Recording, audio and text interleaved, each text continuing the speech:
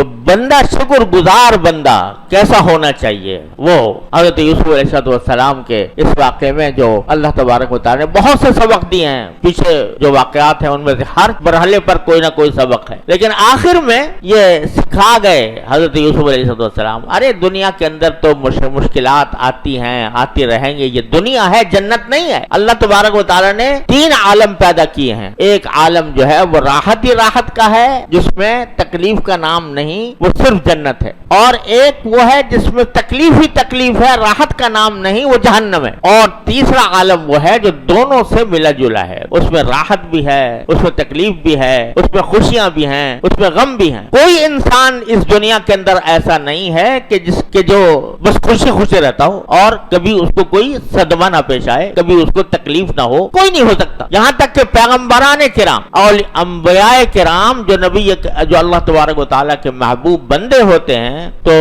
وہ بھی آزمائشوں سے خالی نہیں ہوتے، بلکہ اشد الناس بلاء الانبیاء ثم الامثل فالامثل، سب سے زیادہ مصیبتیں انبیاء کرام کے اوپر آتی ہیں۔ تو کوئی دنیا میں خالی نہیں ہے رنج سے، صدمے سے اور خوشی سے۔ نہ صرف کوئی آدمی ایسا نہیں ملے گا جس کو کبھی خوشی نہ ملی ہو، کوئی آدمی ایسا نہیں ملے گا جس کو کبھی غم نہ ہوا ہو۔ تو اللہ تعالیٰ نے یہ دنیا جو ہے یہ بنائی ہے اس کام کے لیے کہ انسان جو ہے وہ اللہ تبارک و تعالیٰ کی جب تکلیف ہو تو صبر کرے اور راحت ملے تو شکر کرے، اس کام کے لیے بنائی۔ کوئی دنیا سے بڑا شہنشاہ، بادشاہ، حکمران، سرمایہ دار، دولت مند وہ صرف خوشی سے خوشی ہو اس کو حاصل، راحت ہی راحت ہو، یہ نہیں ہوتا۔ لہذا سبھی کچھ ہے۔ یہ خوب زشت کا آمیزہ ہے بساط زمین، یہ خوب زشت کا آمیزہ ہے بساط زمین، ہر ایک ذرے میں پنہاں ہے سینکڑوں عالم، ہر ایک چاند کے سینے میں داغ پنہاں ہے، ہر ایک پھول کے عارض پہ قطرہ شبنم۔ تو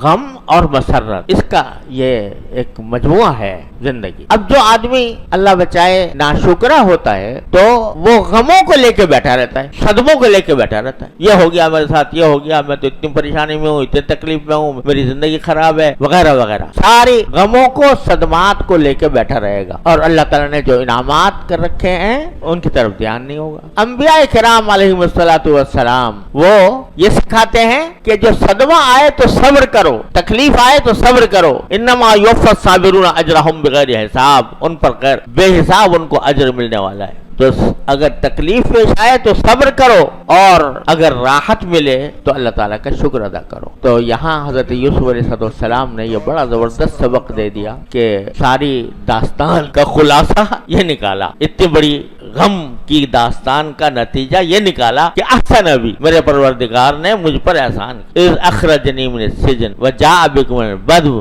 من بعد ان نزغ الشیطان بینی وبین اخوتی۔ اب یہ جب احسان کا ذکر کیا اللہ تبارک و تعالیٰ کے احسان کا تو اس وقت یہ دعا مانگ، فاطر السماوات والارض انت ولی فی الدنیا والآخرہ توفنی مسلما والحقنی بالصالحین۔ فاطر السماوات والارض، کیونکہ سارے مناظر دیکھ کے آئے تھے نا حضرت یوسف علیہ السلام، ہر طرح کے مناظر دیکھ کر آئے تھے، غم کے بھی، صدمے کے بھی، خوشی کے بھی، کہیں غلام ہیں، کہیں بادشاہ ہیں، کہیں وزیر ہیں، اور یہ سارے مراحل دیکھ کر آئے تھے۔ تو پروردگار کو پکارتے ہیں تو کہتے ہیں کہ اے آسمانوں اور زمین کے پیدا کرنے والے، یہ آسمان اور زمین کا جو کچھ نظام چل رہا ہے، اچھائی اور برائی اور خوشی اور تکلیف، اس سب کا کے پیدا کرنے والے آپ ہیں۔ فاطر السماوات والارض انت ولی فی الدنیا والآخرہ، آپ ہی میرے کارساز ہیں دنیا میں بھی اور آخرت میں بھی۔ تو جو میں جیسے کل کہہ رہا تھا کہ دعا سے پہلے اللہ تبارک و تعالیٰ کی حمد و ثنا، کہ آپ ہی پیدا کرنے والے ہیں آسمان و زمین کے،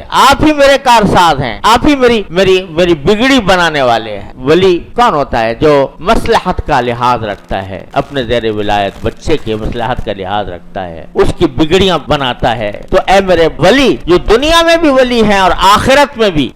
بھی ہم آپ سے یہی امید رکھتے ہیں کہ آپ ہماری بگڑی بنائیں گے، ہماری مصلحت کے مطابق فیصلے فرمائیں گے۔ تو اب آپ سے درخواست یہ ہے کہ توفنی مسلمن، اتنے انعامات تو آپ نے کر دیے، اب یہ آخری انعام بھی کر دیجئے گا دنیا کے اندر کہ جب میری وفات ہو، میری موت آئے تو میں تابعدار بنا ہوا بندہ ہوں، تابعدار بندے کی حیثیت میں